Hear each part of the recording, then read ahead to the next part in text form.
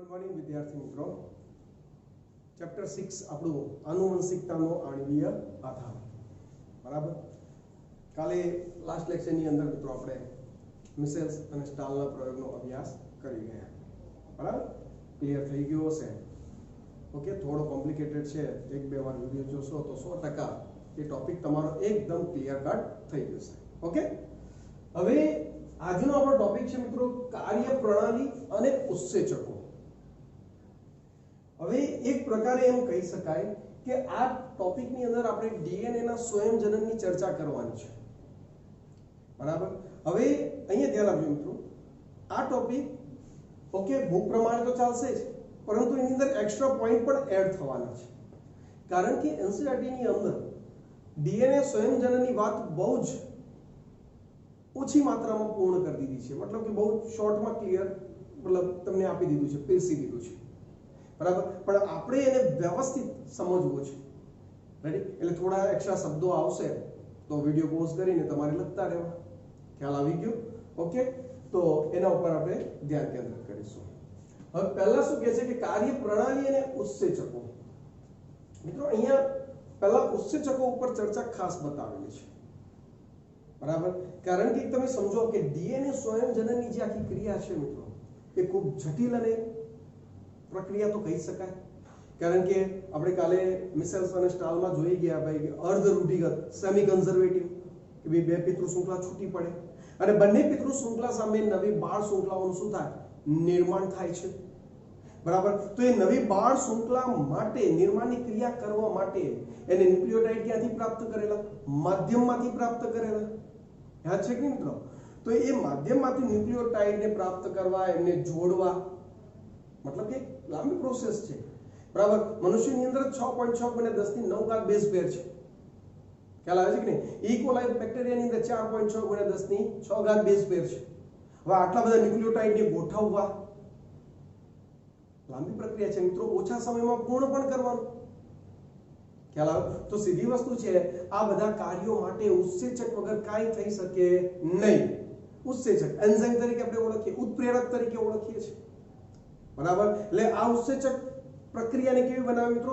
ઝડપી બનાવે છે બરાબર કે નહીં? અને સાથે સાથે ચોકસાઈપૂર્વક પૂર્ણ પણ કરવાની છે, ભૂલ નહીં આવી જોઈએ, વિકૃતિ નહીં આવી જોઈએ।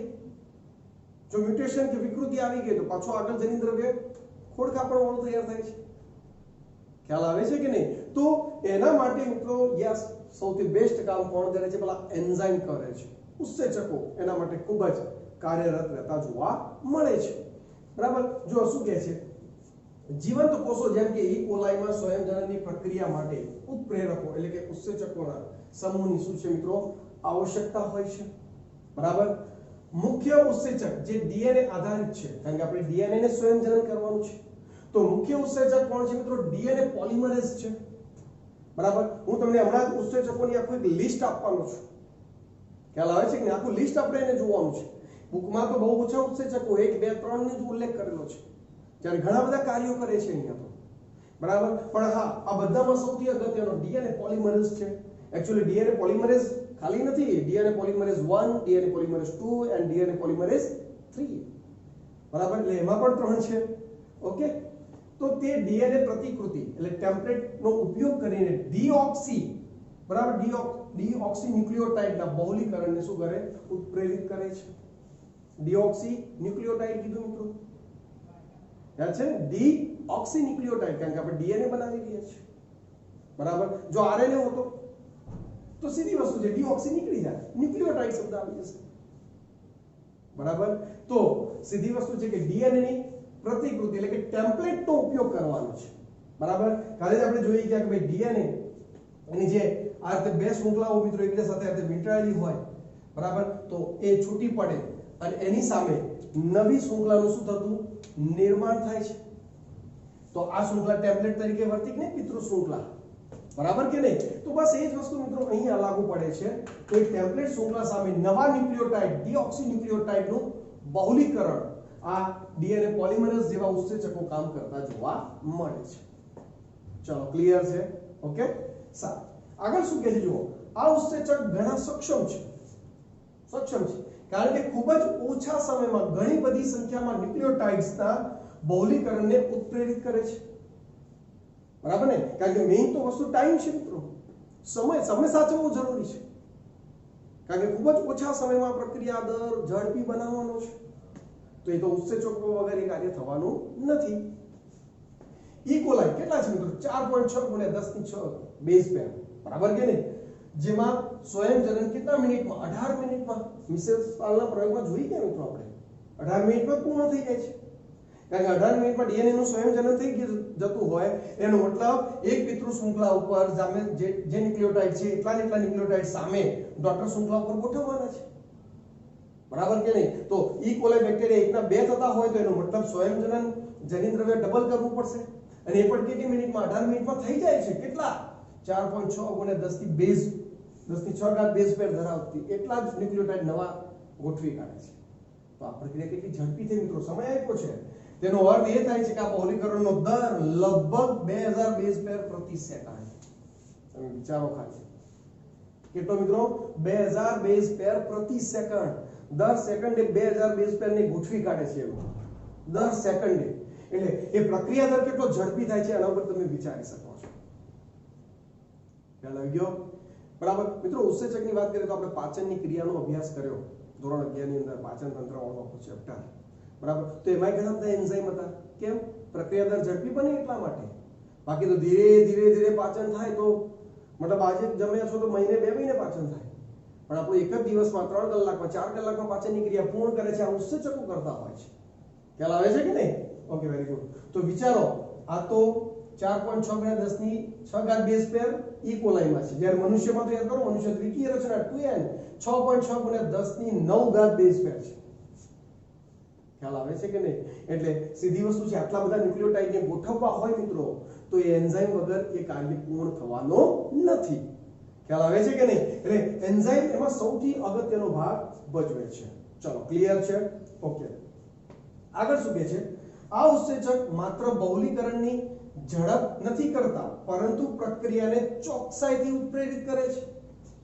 જો આ ઉત્સેચકોને ઝડપી કામ તો કરવાનું જ છે, એ તો ખરું જ, પણ સાથે સાથે એમને ચોકસાઈપૂર્વક કામ કરવાનું છે, બરાબર? ચોકસાઈપૂર્વક કામ કરવું જરૂરી છે. શા માટે?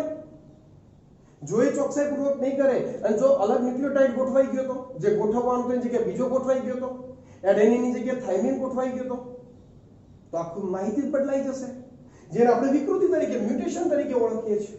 એક ભૂલ આવી જશે સ્વયંજનનમાં, આખું જનીનદ્રવ્ય ચેન્જ થઈ જાય છે, તો એ તો આખો રોંગ મેસેજ જાય છે, બરાબર? એટલે ઉત્સેચકો જે ખરા એ મુખ્ય 2 કાર્યો સાથે સંકળાયેલા છે. પ્રક્રિયા ઝડપી પણ કરવી છે અને સાથે સાથે ચોકસાઈપૂર્વક પણ કરવી છે, બરાબર? તો એન્ઝાઇમ વગર એ તો શક્ય નથી. એટલે ઉત્સેચકો ખૂબ જ અગત્યનો ભાગ ભજવે છે એવું આપણે અહીંયા કહી શકીએ છીએ. ચલો, ક્લિયર છે દરેકને? ખ્યાલ આવી ગયો? ઓકે, આગળ શું કહે છે જુઓ. ઊર્જાની દ્રષ્ટિએ આ ખૂબ જ ખર્ચાળ પ્રક્રિયા છે. ઊર્જાની દ્રષ્ટિએ કેવી? ખૂબ જ ખર્ચાળ પ્રક્રિયા છે, બરાબર? કે જે ન્યુક્લિયોટાઇડનું બહુલીકરણ થવું, ડીએનએ સ્વયંજનનની ક્રિયા, એ ખર્ચાળ પ્રક્રિયા છે અને એનર્જીની વધારે જરૂર છે, બરાબર? ડીઓક્સીરિબોન્યુક્લિયોટાઇડ ટ્રાયફોસ્ફેટ બેવડા ઉદ્દેશથી પૂર્તતા કરે છે મિત્રો. અહીંયા ખાસ આ મુદ્દા ઉપર ધ્યાન આપો. બેવડા ઉદ્દેશની પૂર્તતા કરે છે કોણ? ડીઓક્સીરિબોન્યુક્લિયોટાઇડ. કોણ મિત્રો? ડીઓક્સીરિબોન્યુક્લિયોટાઇડ, બરાબર? હવે જો એના ઉદાહરણ જો મિત્રો, deoxy adeno triphosphate, deoxy guanosine triphosphate, deoxy cytosine triphosphate, deoxy pyrimidine triphosphate. આ રીતે થશે ને? ખ્યાલ આવે છે કે નહીં? બરાબર? તો આ રીતે આ આપણા બધા ન્યુક્લિયોટાઇડ છે, જે આપણે જાણીએ છીએ કે ડીએનએ સ્વયંજનન ક્યાં થાય છે તો કે કોષ કેન્દ્રના વિસ્તારમાં જનીનદ્રવ્ય બેવડાવતું હોય છે, બરાબર? તો ત્યાં જ આ બધા ઘટકો આવેલા છે, બરાબર? હવે એ શું કહે છે? આ પ્રક્રિયાથી થયા, કારણ કે આ એક ન્યુક્લિયોટાઇડ, આ બીજો ન્યુક્લિયોટાઇડ, આ ત્રીજો એમ જોડાતા જાય, પોલીન્યુક્લિયોટાઇડ શૃંખલા બને. એક પિતૃ શૃંખલા છે એની સામે આ ગોઠવાતા જાય છે, બરાબર કે નહીં? તો એ પ્રક્રિયાથી તો થઈ જ ગયા. તો એને જ કીધું કે એ બેવડા ઉદ્દેશથી કામ કરે છે. બેવડો ઉદ્દેશ, એક ઉદ્દેશ તો શું પ્રક્રિયાથીનો છે કે ભાઈ પોતે ભાગ લે છે ખ્યાલ આવે છે કે નહીં? હવે બીજો ઉદ્દેશ શું? વાક્ય શું કીધું? ઉર્જાની દ્રષ્ટિએ ખૂબ જ ખર્ચાળ પ્રક્રિયા છે, ખૂબ જ એનર્જીની જરૂર છે, બરાબર.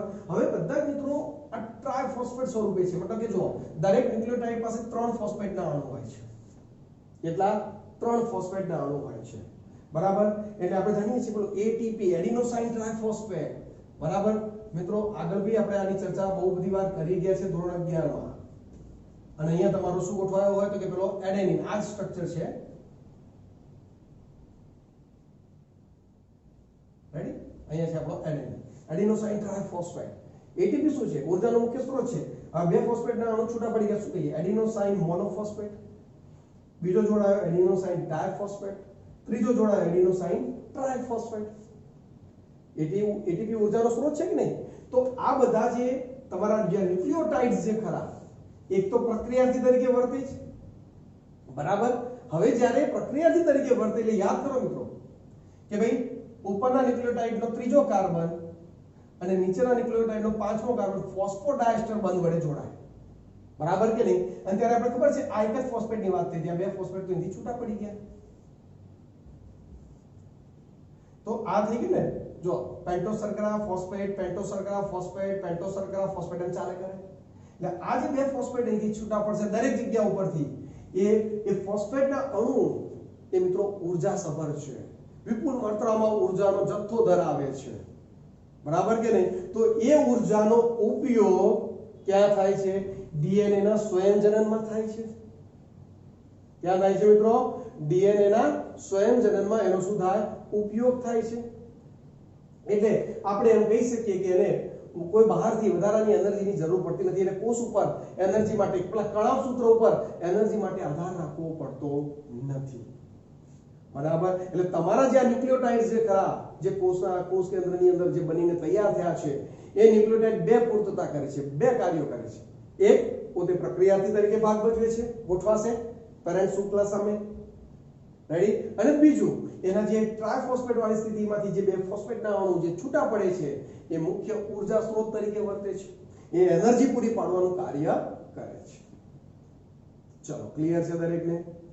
ખ્યાલ આવી ગયો મિત્રો? તો અહીંયા જુઓ શું કહે છે, આગળનો પોઈન્ટ જોઈએ. આ વાક્યને મિત્રો કૌંસમાં ઉલ્લેખ કરેલો છે, મેં અલગથી એનો પોઈન્ટ સ્વરૂપે જોઈ લીધું કે ભાઈ એટીપી ની જેમ ડીઓક્સીરિબોન્યુક્લિયોટાઇડ્સ ટ્રાયફોસ્ફેટના 2 ટર્મિનલ ફોસ્ફેટ ઉચ્ચ ઉર્જા વાળા શું છે? ફોસ્ફેટ છે, બરાબર કે નહીં? જો અમે અહીંયા એક નોંધ આપી છે મિત્રો, ખાસ ધ્યાન આપજો. સ્વયંજનન દરમિયાન ન્યુક્લિયોટાઇડ્સના 2 ફોસ્ફેટ અણુ છૂટા પડે છે. અહીંયા હતા 2 છૂટા પડશે ને, 3 હતા તો, બરાબર. અને આ પ્રક્રિયા દરમિયાન ઉદ્ભવતી ઉર્જા ડીએનએ ના સ્વયંજનન પ્રક્રિયામાં શું થાય? વપરાય છે, બરાબર છે. અને જેના પરથી માલુમ પડે છે કે ડીએનએ ઉર્જા માટે કણાવ સૂત્ર પર આધાર રાખતો નથી, બરાબર. એટલે એને કોષીય એનર્જીની કોઈ જરૂર પડતી નથી. ચલો, ક્લિયર છે મિત્રો? અહીંયા સુધી દરેકને ખ્યાલ આવી ગયો, બરાબર. તો અહીંયા આપણે ઉત્સેચકો કેટલા મહત્વના છે એના ઉપર આપણે આખી ચર્ચા કરી, બરાબર. એટલે આ પોઈન્ટ દરેકના અંદર માઇન્ડની અંદર ક્લિયર થઈ જવો જોઈએ, બરાબર.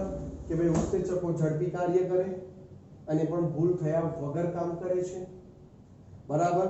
અને સ્વયંજનનની પ્રક્રિયામાં જે ઉર્જાની જરૂર પડે છે, બરાબર, તો એ પેલો પ્રક્રિયાથી જ પૂરું પાડી દે છે. એટલે આપણું ન્યુક્લિયોટાઇડ જે કરો ડીઓક્સીરિબોન્યુક્લિયોટાઇડ એ બેવડા ઉદ્દેશની પૂર્તતા કરતો જોવા મળે છે. ચલો, ક્લિયર છે? ખ્યાલ આવી ગયો અહીંયા સુધી, બરાબર. હવે આપણે ડીએનએ સ્વયંજનનની વાત કરવી છે, અને એ ડીએનએ સ્વયંજનનો પહેલા આપણે ચર્ચા કરીશું કે એમાં કયા કયા એન્ઝાઇમ, મતલબ કે કયા કયા ઉત્સેચકો ભાગ લે છે, અને પછી આપણે એનો ચર્ચા કરીશું કે ડીએનએ સ્વયંજનન કેવી રીતે થતું જોવા મળે છે. ઓકે ઓકે વિદ્યાર્થી મિત્રો, હવે આપણે ડીએનએ સ્વયંજનનની ક્રિયાવિધિનો આપણે શું કરવો છે? અભ્યાસ કરવો છે, બરાબર. હવે આ જે ડીએનએ સ્વયંજનનની જે ક્રિયાવિધિ જે ખરી એને આપણે સમજવાનો પ્રયત્ન કરીએ. તો એની અંદર તમે જોશો તો શું કહે છે, જો વધારે એક સાથે સ્વયંજનનની પ્રક્રિયા પૂર્ણ કરવા માટે ડીએનએ આધારિત ડીએનએ પોલિમરેઝ તો જરૂરી છે જ, આ ઉપરાંત અન્ય કેટલાક ઉત્સેચકોની પણ શું થાય? જરૂર પડે છે, બરાબર. આવું સેન્ટેન્સ આપણે એનસીઈઆરટી નું છે મિત્રો, આપેલું છે. બરાબર, પણ એનસીઈઆરટી બધા ઉત્સેચકોનું કોઈ વર્ણન કર્યું નથી. ઇવન ડીએનએ સ્વયંજનનનું પ્રોપર માહિતી એનસીઈઆરટીમાં બહુ ઓછી છે. બરાબર, તો આજે એ ટોપિક વધારે સારો ક્લિયર કરવો છે. બરાબર, અમુક પોઈન્ટ તમને ન મળે તો પોઝ કરી અને તમે લખી દેજો. બરાબર, એટલે વાંધો આવશે નહીં. તો શું કહે છે, જો કયા કયા ઉત્સેચકો છે. તો પહેલું તો આપણે જે ડીએનએ બે પોલીન્યુક્લિયોટાઇડ શૃંખલા, તો કેટલા બધા નિર્બળ હાઇડ્રોજન બનશે. એડેનિન થાઇમિન વચ્ચે 2, ગ્વાનિન સાઇટોસિન વચ્ચે 3 નિર્બળ હાઇડ્રોજન બંધ. તો બધા જ બંધ એક સાથે તો તૂટવાના નથી, પણ ધીરે ધીરે તોડવા તો પડશે ને, જ્યાંથી સ્વયંજનનની શરૂઆત કરવાની છે. બરાબર, તો એ તોડવા માટેનો ઉત્સેચક, હાઇડ્રોજન બંધ તોડવા માટેનો ઉત્સેચક જે કયો છે મિત્રો, હેલિકેઝ છે. કયો છે? હેલિકેઝ. બરાબર, ઓકે. હવે જે નવી શૃંખલાઓ બની સામે, તો એના ટુકડાઓને જોડવા પણ પડશે. તો એ જોડવા માટે કયો ઉત્સેચક છે, તો કે ડીએનએ લાઇગેઝ છે. બરાબર, બધા યાદ રાખવો પડશે મિત્રો. બરાબર, અને બધાનો ક્યાં ઉપયોગ થાય છે ને, હું આખો એક ડાયાગ્રામ સાથે તમને પાછો સમજાવવાનો છું. બરાબર, ઓકે. પછી આરએનએ તંતુ, એટલે કે પ્રાઇમર બનાવવા માટે આરએનએ પોલિમરેઝ છે. હવે મિત્રો આ નવી એન્ટ્રી થઈ. ડીએનએ ને સ્વયંજનન કરવા માટે પણ આરએનએ પોલિમરેઝ ઉત્સેચકની જરૂર પડે છે, ત્યારે જેનું સ્વયંજનન થાય છે. પાછો આ આરએનએ પોલિમરેઝ થોડો હટેલો ઉત્સેચક છે. એ હંમેશા 5 to 3 ની દિશામાં જ કામ કરે છે. સમજાવું છું હમણાં. બરાબર, તો આરએનએ તંતુ બનાવવા માટે આરએનએ પોલિમરેઝ ઉત્સેચકની જરૂર પડે છે. પછી ડીએનએ નું સુપર કોઇલિંગ થતું અટકાવવા માટે, ચાહે ડીએનએ ની શૃંખલાઓ છૂટી પડે મિત્રો, ડીએનએ એક તંતુ છે. બરાબર, હવે કોઇલિંગ થઈ જાય, સુપર કોઇલિંગ. બરાબર, તો સીધી વસ્તુ છે એ સ્વયંજનન નહીં કરી શકે, તો એને અટકાવવા માટે ટોપો આઇસોમરેઝ ઉત્સેચક છે. આદિકોષ કેન્દ્રીય કોષ સજીવોમાં એને ડીએનએ ગાયરેઝ તરીકે ઓળખે છે. બરાબર, તો આને પણ આપણે યાદ રાખીશું, ટોપો આઇસોમરેઝ. બરાબર, હવે મેં તમને કીધેલું ખબર છે કે ડીએનએ પોલિમરેઝ એક નથી, 3 છે. DNA polymerase 1, 2 and 3. બરાબર, એમાં સૌથી અગત્યનો 3 છે. બરાબર, પરંતુ જોઈએ ડીએનએ પોલિમરેઝ 1 શું કાર્ય કરે. આ ઉત્સેચક એક્ઝોન્યુક્લિયસ તરીકે કાર્ય કરે છે. મિત્રો એક્ઝોન્યુક્લિયસ અને એન્ડોન્યુક્લિયસ એવા ઉત્સેચક આપણે ચેપ્ટર નંબર 11 માં ભણવાના છે, કે જે ડીએનએ ને ચોક્કસ જગ્યાએથી કાપી શકતા હોય. કાતરો છે, એક પ્રકારની જૈવિક કાતરો છે. તો એ કાતર છે. તો આ આપણો ડીએનએ પોલિમરેઝ ઉત્સેચક બી એક 1 એ પણ એક કાતર છે. બરાબર, પણ એ કોને કટ કરે છે? જો આ ઉત્સેચક આરએનએ પ્રાઇમરને ડીએનએ ના ટુકડાથી છૂટો પાડે છે. બરાબર, મિત્રો ડીએનએ ના સ્વયંજનનની શરૂઆતમાં પહેલો આરએનએ પ્રાઇમર જ ગોઠવાય. પણ આપણે જાણીએ છીએ કે ડીએનએ માં આરએનએ તંતુની શું જરૂર છે, પણ શરૂઆત કરવા માટે જરૂર છે. ખ્યાલ આવે છે કે નહીં? શરૂઆત કરવા માટે જરૂર છે. મિત્રો અહીંયા જો આ ડાયાગ્રામ છે, આને સમજવાનું છે, પણ અહીંયા જો તમે આ બધે જ મિત્રો આ જે બ્લુ કલર થી મેં દર્શાવ્યું, જો આરએનએ પ્રાઇમર છે કે નહીં, અહીંયા જો આ બ્લુ કલર એટલે આરએનએ પ્રાઇમર છે. શરૂઆત એનાથી જ થાય. બરાબર, પણ પછી આ તો આખો ડીએનએ છે, તો એમાં આરએનએ તંતુની શું જરૂર છે, એટલે એને દૂર કરવા માટે તમારો ઉત્સેચક યુઝ થાય છે. કયો? DNA polymerase 1. બરાબર, અને જે જગ્યા પડી, બરાબર ને, એ જગ્યાને પાછા ટુકડાઓને શું કરવા, જોડવાનું પણ કાર્ય આ ઉત્સેચક કરે છે. બરાબર, હવે ટોપિક આવશે ચાર્ટમાં એટલે પાછી ચર્ચા કરીશ. એવો જ ડીએનએ પોલિમરેઝ 2 છે. પણ મિત્રો આ સ્વયંજનનની ક્રિયામાં ઉત્સેચક બહુ જાજુ કામ કરતો નથી. એ ક્યારે કામ કરે છે કે જ્યારે ડીએનએ પોલિમરેઝ 1 અને ડીએનએ પોલિમરેઝ 3 એ બંને ગેરહાજર હોય ત્યારે આ ઉત્સેચક કામમાં આવતો હોય છે. બરાબર, બાકી એ વધારે કોઈ ખાસ કાર્યો સાથે સંકળાયેલો નથી. એ પણ રિપેરિંગના કાર્ય સાથે, ડીએનએ રિપેરિંગના કાર્ય સાથે સંકળાયેલો છે.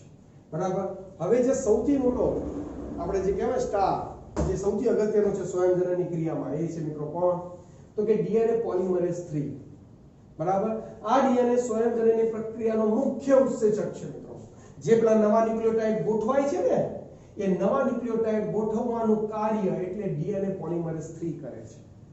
બરાબર, એટલે આપણી બુકમાં એટલો ડીએનએ પોલિમરેઝ શબ્દ વાપર્યો છે, પણ એ ડીએનએ પોલિમરેઝ એટલે ડીએનએ પોલિમરેઝ 3 છે મિત્રો. ચલો ક્લિયર. અને આ ઉત્સેચક લાંબી શૃંખલાઓ બનાવવા માટે સૌથી અગત્યનો છે. બરાબર, અને એક લાસ્ટ પોઈન્ટ એને પણ આપણે જોઈ લઈએ મિત્રો, SSB single strand binding protein. બરાબર, હવે તમે વિચારો કે આપણે આ બે પોલિન્યુક્લિયોટાઇડ શૃંખલાઓ છૂટી પડી, હવે એ જો છૂટી આ બાજુ એક ઉત્સેચક હેલિકેઝ તોડતો આગળ વધે છે, આ પાછી જોડાઈ જાય તો, ભેગી થઈ જાય તો સ્વયંજનન ક્યારે થશે? તો એ સિંગલ સ્ટ્રેન્ડ બાઇન્ડિંગ પ્રોટીન, મતલબ કે આ જે પ્રોટીન જે ખરું એમને પાછી જોડાતી અટકાવે છે, જોઈનિંગ થતી, બરાબર, કે જેથી આપણું ડીએનએ નું સંયોજન સારી રીતે થઈ શકે, બરાબર। તો મિત્રો આટલા ઘટકો છે ડીએનએ સંયોજનની ક્રિયામાં ભાગ લેતા। જોઈએ તો જો મિત્રો હેલિકેઝ, ડીએનએ લાઇગેઝ, આરએનએ પોલિમરેઝ, ટોપોઆઇસોમરેઝ, બરાબર કે નહીં, પોલિમરેઝ, ડીએનએ પોલિમરેઝ 1 2 3 અને SSB single strand binding protein, બરાબર। તો આ બધા ઘટકો ભેગા મળે ત્યારે ડીએનએ સંયોજનની ક્રિયા થાય છે। એટલે આ કોઈ એક ઉત્સેચકનું કામ નથી, ઘણા બધા ઉત્સેચકો ભેગા મળીને આ વર્ક કરતા જોવા મળે છે, બરાબર। અહીંયા મિત્રો એક સંયોજન ચીપિયો, તમારી બુકમાં સંયોજન ચીપિયો દર્શાવેલો છે, એક વર્ડ વાપરે છે અને એનો ડાયાગ્રામ પણ આપેલો છે, બરાબર। આપણો મુખ્ય ડાયાગ્રામ તો આ જ છે, આપણે આને સમજવાનો છે, પણ હું ખાલી સંયોજન ચીપિયો તમને સમજાવવા માટે એક ડાયાગ્રામ અહીંયા બતાવી દીધો છે બુક પ્રમાણે, કે જેથી તમને તકલીફ ના પડે। હવે જો ડીએનએ ની શૃંખલા એક 5 to 3 છે, તો એની સામેની શૃંખલા શું હશે, 3 to 5 આવશે, બરાબર। હવે આપણે હમણાં જોયું કે ભાઈ કયો ઉત્સેચક, તો કે પેલો ડીએનએ હેલિકેઝ ઉત્સેચક, જે હાઇડ્રોજન બંને શું કરે, તોડે છે, બરાબર। તો આ હેલિકેઝ ઉત્સેચક અહીંયા હશે, તોડતો આગળ વધે છે, એટલે બે પોલિન્યુક્લિયોટાઇડ શૃંખલાઓ ધીરે ધીરે શું થાય, છૂટી પડતી જાય, એટલે શરૂઆત અહીંથી થઈ છે, પછી આ ઉત્સેચક આગળ વધતો જાય, શૃંખલાઓ એકબીજાથી છૂટી પડતી જાય, તો આ એક ચીપિયા જેવી રચના થઈ ગઈ મિત્રો। એટલા માટે અહીંયા શબ્દ વપરાય છે સંયોજન ચીપિયો। ચાલો ક્લિયર છે દરેકને, ખ્યાલ આવી ગયો।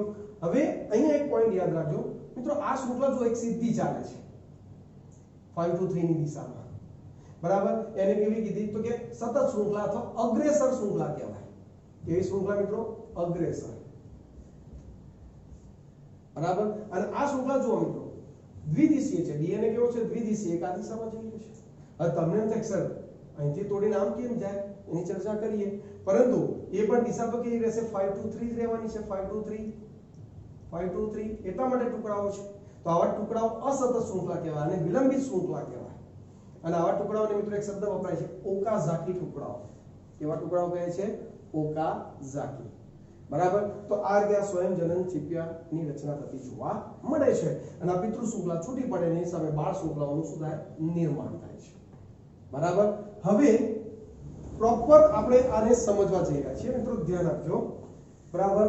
એક સરસ મજાનો કોન્સેપ્ટ છે અને 100% જો એને લગતા ડીપમાં એમસીક્યુ આવશે તો તમારા ક્લિયર થઈ જ જશે, બરાબર, ઓકે। હવે પહેલા બે પોલિન્યુક્લિયોટાઇડ શૃંખલાઓને શું કરવાની છે, છૂટી પાડવી છે, તો એમના વચ્ચેના નિર્બળ હાઇડ્રોજન બંને તોડવા પડશે।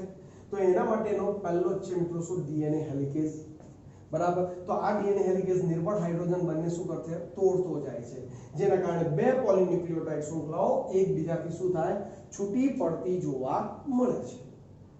ચલો ક્લિયર છે, ઓકે। તો આ બે પોલિન્યુક્લિયોટાઇડ શૃંખલાઓ એકબીજાથી શું થઈ ગઈ, છૂટી પડી ગઈ, રેડી। હવે એમની સામે નવી, એટલે બંને શૃંખલાઓ હવે શું વર્તશે મિત્રો, ટેમ્પલેટ તરીકે વર્તશે, બીબા તરીકે, અને એના ઉપરનો જે ક્રમ છે, જેમ કે અહીંયા એડેનિન હોય તો સામે થાઇમિન, અહીંયા ગ્વાનિન હોય તો સાઇટોસિન, સાઇટોસિન હોય તો ગ્વાનિન, એવું ગોઠવતા આગળ જવાનું છે, એટલે નવી શૃંખલાઓ બાળ શૃંખલાઓ સામે બનશે। ચલો ક્લિયર છે, પરંતુ મિત્રો એ બાળ શૃંખલાઓ એમ શરૂઆત થતી નથી, બરાબર। હવે કામ કેવી રીતે થાય છે, ધ્યાન આપજો।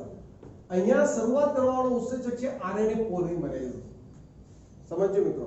મુખ્ય ભલે તમારો ડીએનએ પોલિમરેઝ 3 હોય, એ જ નવા ન્યુક્લિયોટાઇડ ગોઠવે છે, પણ એ સક્રિય ત્યારે જ થાય જ્યારે આરએનએ પ્રાઇમર ગોઠવાય। આરએનએ પ્રાઇમર એટલે એક પ્રકારનો આરએનએ તંતુ છે, અહીંયા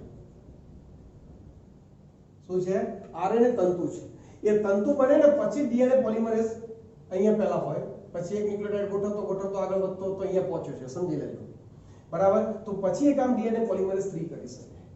તો શરૂઆત કોણ કરે, આરએનએ પોલિમરેઝ કરે છે, અને એ પણ આરએનએ તંતુ ગોઠવીને, એટલે આરએનએ પ્રાઇમર ગોઠવ્યો કહેવાય છે, બરાબર। હવે આ ભાઈનો પ્રોબ્લેમ એ છે કે હંમેશા એ 5 to 3 ની દિશામાં જ કામ કરે છે, સમજો મિત્રો।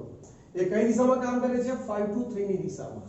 હવે તમે જો આ બાજુ આ જે પિતૃ શૃંખલા છે 5 to 3 વાળી છે, એટલે આ 3 છે તો એની સામે જે શૃંખલા આવશે કઈ આવશે, 5 વાળી જ આવશે, ખ્યાલ આવે છે કે, એટલે એ 5 થી 3 થઈ તો આ પ્રોપર થઈ ગઈ, તો આ શૃંખલા સીધી ચાલશે, એમાં કોઈ જગ્યાએ વિલંબ આવવાનો નથી। તો આ શૃંખલા જે બની રહી છે નવી સંશ્લેષિત શૃંખલા, એ સીધી ચાલી રહી છે, તો આપણે એને કેવી, સતત શૃંખલા, હમણાં જ આગળ જોઈ ગયા, અથવા તો આપણે એને અગ્રેસર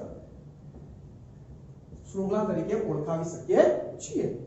ચલો ક્લિયર છે, ખ્યાલ આવી ગયો? તો એ સીધી ચાલી રહી છે, બરાબર। અને પછી આ ડીએનએ પોલિમરેઝ એક ન્યુક્લિયોટાઇડ ગોઠવતો અત્યારે અહીંયા છે, પછી અહીંયા પહોંચી જશે, થોડા સમય પછી એ અહીંયા પહોંચી જશે, ખ્યાલ આવી ગયો કે નહીં? અને આ શૃંખલા વધતી ધીરે ધીરે અહીંયા આગળ આવી જશે, ખબર પડી? તો એ રીતે એ ન્યુક્લિયોટાઇડ ગોઠવતો શું થાય, આગળ વધતી રહ્યો છે, એટલે એ શૃંખલા સીધી ચાલી રહી છે।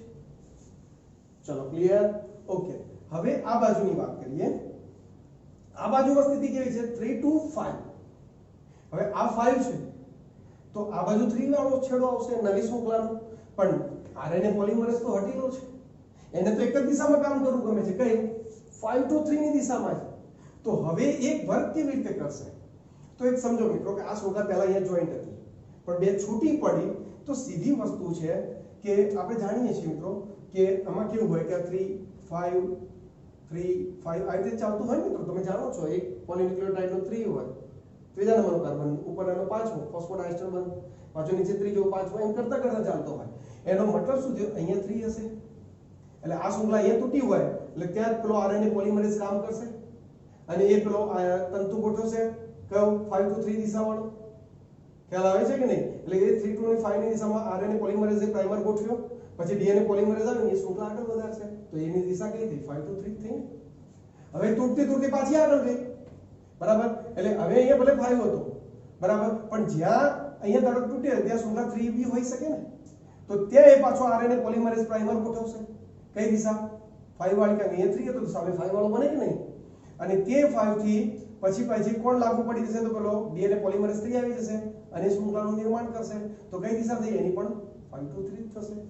તો અહીંયા તમે જોઈ શકો છો ટુકડાઓ બને છે અને આની દિશા આ તરફ છે તો આની દિશા આમ થઈ રહી છે, પણ છતાંય કહેવાય તો બંને શૃંખલા કઈ દિશા?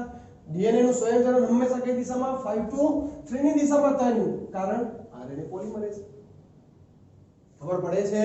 તો આ જે ટુકડાઓ બન્યા, બરાબર, એ ટુકડાઓ ન્યુક્લિયોટાઇડના લાંબી શૃંખલાવાળા ટુકડાઓ તૈયાર થતા જાય છે, બરાબર। હવે એ કામ કોણ? તો કે ભાઈ આ ટુકડાઓને જોડવાનું છે, તો કે ડીએનએ લાઇગેઝ, બરાબર। યાદ કરો ડીએનએ લાઇગેઝ ઉત્સેચક, તો કે ડીએનએ લાઇગેઝ ઉત્સેચક શું કામ કરતો હતો મિત્રો?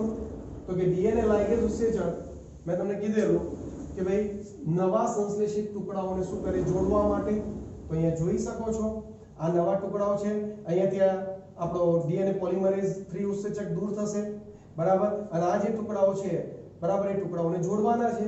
ડીએનએ પોલિમરેઝ 1 આ બધા પ્રાઇમર જે ખરા એમને છૂટા કરશે, બરાબર કે નહીં? અને આપણો જે લાઇગેઝ ઉત્સેચક જે ખરો આ ટુકડાઓને જોડી દેશે, એટલે આખી સળંગ શૃંખલા, બાળ શૃંખલા અહીંયા પણ તૈયાર થતી જોવા મળે છે, બરાબર। હવે અહીંયા ટુકડા બનતા હોવાના કારણે રેડી એને આપણે વિલંબિત શૃંખલા કહીએ છીએ, બરાબર। અને આવા ટુકડાઓ માટે મેં હમણાં જ એક શબ્દ વાપર્યો મિત્રો, શું? ઓકાઝાકી શબ્દ વપરાય છે, બરાબર કે નહીં? એટલે એક શૃંખલા સતત ચાલે છે તો બીજી શૃંખલા અસતત ચાલે છે, વિલંબિત શૃંખલા કહે છે, પેલાને અગ્રેસર શૃંખલા કહે છે, સતત શૃંખલા કહે છે। ચલો ક્લિયર છે દરેકને? ખ્યાલ આવી ગયો? બીજું મિત્રો આપણો અહીંયા કે જે ટોપોઆઇસોમરેઝ ઉત્સેચક, અહીંયા ડીએનએ નું જો કોઇલિંગ થઈ જાય મિત્રો તો સ્વયંજનન કરવું સરળ નહીં રહે, ડીએનએ પ્રોપર થોડો વ્યવસ્થિત વિસ્તૃત અવસ્થામાં રહે જરૂરી છે, તો એના માટે કોણ છે? ટોપોઆઇસોમરેઝ છે, બરાબર। અને છૂટી પડેલી શૃંખલાઓ પાછી જોઈન્ટ ન થઈ જાય એટલા માટે કોણ છે? એસએસબી છે, સિંગલ સ્ટ્રેન્ડ બાઇન્ડિંગ પ્રોટીન, બરાબર, કે જે આ છૂટી પડેલી જે હેલિકેઝ દ્વારા જે છૂટી પડેલી શૃંખલાઓ છે, બરાબર, જો પાછી જોઈન્ટ થશે તો પાછું ફરીથી ખોલવી પડશે, તો એ ન થાય એટલા માટે એસએસબી છે। ખ્યાલ આવે છે કે નહીં મિત્રો? તો અહીંયા આખી આ સ્વયંજનનની ક્રિયામાં મેં તમને અહીંયા લિસ્ટમાં જે પણ ઉત્સેચકોની ચર્ચા કરી એ બધાનો તમને ઉલ્લેખ કરીને બતાવ્યો, ખ્યાલ આવી ગયો? એટલે એકલો અહીંયા ડીએનએ પોલિમરેઝ કામ નથી કરતો મિત્રો, આખો ઉત્સેચકોનું સંકુલ છે જે બધાએ ભેગા મળીને અહીંયા કાર્યરત રહેતા જોવા મળે છે। ચલો ક્લિયર છે? ખ્યાલ આવી ગયો દરેકને? Okay, very good. હવે મિત્રો આપણો જે આ ડીએનએ સ્વયંજનનનો ટોપિક જે હતો, બરાબર, એના લાસ્ટ પોઈન્ટ ઉપર આપણે આવી ગયા છીએ મિત્રો, લાસ્ટ પેરેગ્રાફ ઉપર, બરાબર। એના ઉપરનો જે પેરેગ્રાફ હતો મિત્રો એની અંદર તો ઓલરેડી સ્વયંજનન ચીપીઓ, હેલિકેઝ, બરાબર, ગાયરેઝ જે ઉત્સેચકોનો ઉલ્લેખ હતો 2 ચાર્ટ દ્વારા સમજાવી દીધો છે, એટલે એમાં કોઈ પણ પોઈન્ટ રહી જતો નથી, બરાબર. પણ લાસ્ટ જે પેરેગ્રાફ છે ને મિત્રો એ થોડો ટોપિક થી અલગ શબ્દો કહે છે, તો આપણે એની ચર્ચા કરી લઈએ. શું કહે છે જુઓ, ડીએનએ પોલિમરેઝ પોતે સ્વયંજનનની શું કરે મિત્રો, શરૂઆત કરતો નથી. બરાબર કે નહીં? તો આપણે જાણીએ છીએ કે યસ, ડીએનએ પોલિમરેઝ ક્યાં શરૂઆત કરે છે? શરૂઆત તો આરએનએ પોલિમરેઝ કરે છે. પેલો આરએનએ પ્રાઇમર તંતુ ગોઠવે છે કે નહીં? યાદ કરો મિત્રો આ ચાર્ટ હમણાં જ આપણે ચર્ચા કરી કે ભાઈ આરએનએ પોલિમરેઝ શરૂઆત કરશે આરએનએ પ્રાઇમર ગોઠવીને. બરાબર કે નહીં? અને એ ગોઠવાય છે પછી ડીએનએ પોલિમરેઝ 3 સક્રિય થાય છે. બરાબર. એટલે સીધી વસ્તુ છે કે શરૂઆત તો કોણ કરે છે મિત્રો? આરએનએ પોલિમરેઝ કરતો હોય છે. બરાબર. અને સ્વયંજનન ડીએનએ માં ગમે ત્યાંથી શરૂ થતું નથી. આ મિત્રો આપણે એક મહત્વનો પોઈન્ટ છે કે ભાઈ ડીએનએ નું સ્વયંજનન કોઈ બી જગ્યાએથી શરૂઆત ન થઈ જાય. એનો એક ચોક્કસ સ્પોટ હોય છે, એક ચોક્કસ જગ્યા હોય છે, એને મિત્રો સ્વયંજનનની ઉત્પત્તિ સ્થાન એટલે કે ઓરિજિન ઓફ રેપ્લિકેશન તરીકે ઓળખવામાં આવે છે. બરાબર. અને આ ઓરિજિન ઓફ રેપ્લિકેશન વિશે મિત્રો ચર્ચા આપણે ધોરણ 12 ની અંદર ચેપ્ટર 11 માં ડીપમાં આ ટોપિક છે મિત્રો. બરાબર. લગભગ 199 પેજ ઉપર આખો આ ટોપિક આવેલો છે. તમે એકવાર ખાલી ધ્યાન આપજો, 2 થી 3 પેજનો આ ટોપિક છે. બરાબર. તો એ વખતે આપણે એની વધારે ડીપમાં ચર્ચા કરીશું. પરંતુ સ્વયંજનનની એવું નહીં કે જ્યાં ઈચ્છા થઈ કે ભાઈ પેલો હેલિકેસ કામ કરવા લાગે, તોડવા લાગે શૃંખલાઓ, એવું ના હોય મિત્રો. એક ચોક્કસ સ્પોટ હોય. બરાબર. જો એ સ્પોટ અહીંયા હોય તો અહીંથી જ હેલિકેસ શરૂઆત કરશે, કામ તોડશે. બરાબર. અને શૃંખલાઓનું નિર્માણ થશે. ખ્યાલ આવે છે કે નહીં? એટલે ચોક્કસ સ્થાનેથી જ આ કામ થાય છે. એટલે જુઓ શું કહે છે, ઈ કોલાઈના ડીએનએ માં કેટલાક નિશ્ચિત સ્થાનો હોય છે જ્યાંથી સ્વયંજનનની શું થાય, શરૂઆત થાય છે. ઈ કોલાઈની ઇવન આપણને પણ આ જ વસ્તુ લાગુ પડે છે. બરાબર. મનુષ્યમાં પણ આ સ્થાનોને સ્વયંજનનની શું કહેવાય, ઉત્પત્તિ સ્થાન કહે છે. એટલે કે ઓરિજિન ઓફ રેપ્લિકેશન એને નામ આપવામાં આવ્યું છે. બરાબર. એટલે એક સિમ્પલ વસ્તુ ધારો કે પ્લાઝમિડ છે. બરાબર. તો આ પ્લાઝમિડ તમને 199 જે પેજ કીધું લગભગ પ્રોપર નથી 199 પણ લગભગ એ જ હશે, જોઈ લેજો.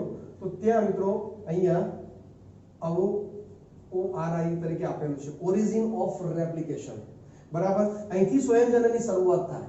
બરાબર કે નહીં? હવે તમે ધારો કે પેલો આપણે ઇન્સ્યુલિન બનાવવાની વાત થાય છે, આપણે કીધું કે ઇન્સ્યુલિનના ઇન્જેક્શન લઈએ જેને ડાયાબિટીસ મેલિટસ, સુગર, મધુપ્રમેહનો જેનો પ્રોબ્લેમ હોય, તો સુગરને કંટ્રોલ કરવા માટે જે આપણે ઇન્સ્યુલિન તૈયાર કરીએ એમાં શું હોય છે કે ભાઈ બહારથી આપણા સારા ડીએનએ ને આની સાથે જોડીએ, અહીંયા જોડી દેવો.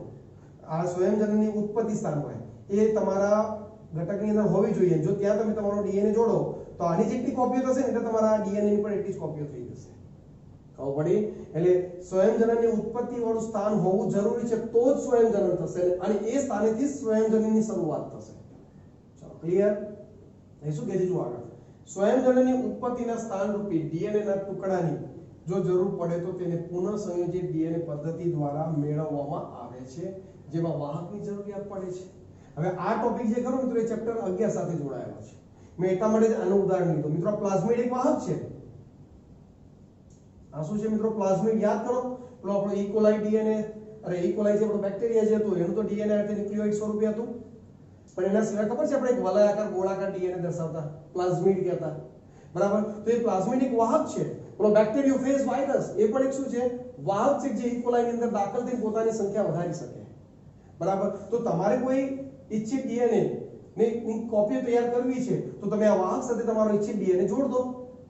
પણ ત્યાં વાહક પાસે શું હોવું જોઈએ? ORI, origin of replication, A spot હોય તો સરળતાથી ત્યાંથી સ્વયંજનન થાય તો તમારા ઇચ્છિત ડીએનએ ટુકડાનું પણ સ્વયંજનન થઈ શકે. અને આવો ડીએનએ કે જેમાં સમજો મિત્રો કે જે વાહકનો ડીએનએ પ્લસ એની સાથે આપણો ડીએનએ જોડાય, એટલે આવા ડીએનએ ને શું કહેવાય ખબર છે મિત્રો? પુનઃ સંયોજિત ડીએનએ કહેવાય. એને પુનઃ સંયોજિત પદ્ધતિ તરીકે ઓળખવામાં આવે. બરાબર.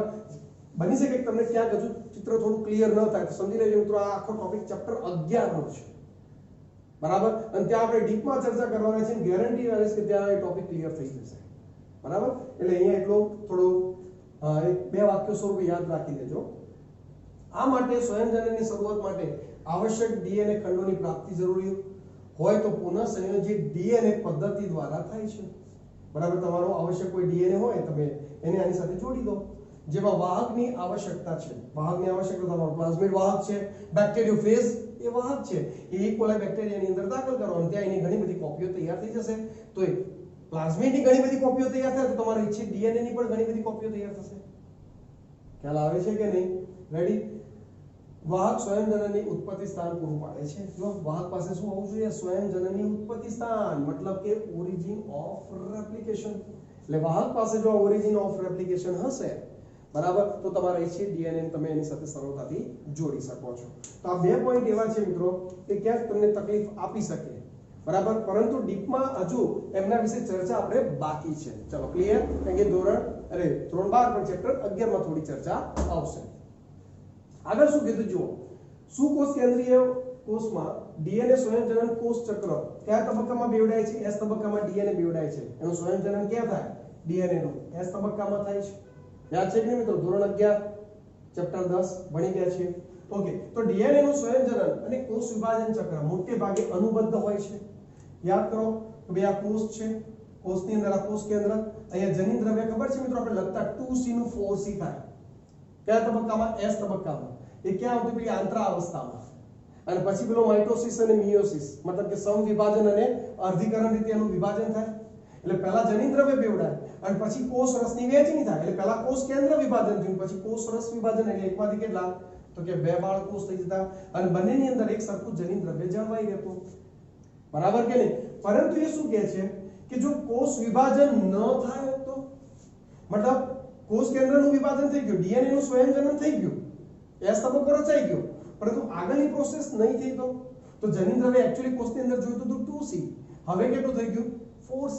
તો આવી સ્થિતિને શું કહેવાય મિત્રો? પોલિપ્લોઇડી। જે જો ચેપ્ટર નંબર 5 માં મેં તમને પોલિપ્લોઇડી ટોપિક સમજાવેલો, યાદ આવે છે? 2n 3n 4n 5n, બરાબર, કે જેના કારણે કદ કેટલું થઈ જાય? મોટું થઈ જાય, જેને રંગસૂત્રીય અનિયમિતતાઓ તરીકે ઓળખવામાં આવે છે, બરાબર, જે આપણા શરીરમાં ઘણા બધા પ્રોબ્લેમ ક્રિએટ કરે છે। અને એવું એનસીઈઆરટી ની અંદર વાક્ય જોડે લખ્યું છે કે ભાઈ આપણે આ બધું ઉચ્ચ વર્ગોમાં, મતલબ કોલેજ લેવલમાં અભ્યાસ કરીશું, પરંતુ આપણે પણ એની ચર્ચા તો કરી ગયા છીએ, બરાબર। તો ક્લિયર છે મિત્રો? રેડી? આશા રાખું કે આ આખો ટોપિક જે આપણો કાર્ય પ્રણાલી અને ઉત્સેચકો કે જેની અંદર આપણે ડીએનએ સ્વયંજનનની પણ ચર્ચા કરી ગયા, એક્સ્ટ્રા પોઈન્ટનો બધા જ ઉત્સેચકો ચાર્ટ સાથે આખો ટોપિક ક્લિયર કર્યો, બરાબર। દરેક વિદ્યાર્થીને ક્લિયર થઈ ગયો હશે, બરાબર। એકવાર બે વાર વિડિયો જોઈ લેજો એટલે પછી વાંધો આવશે નહીં। Okay, good.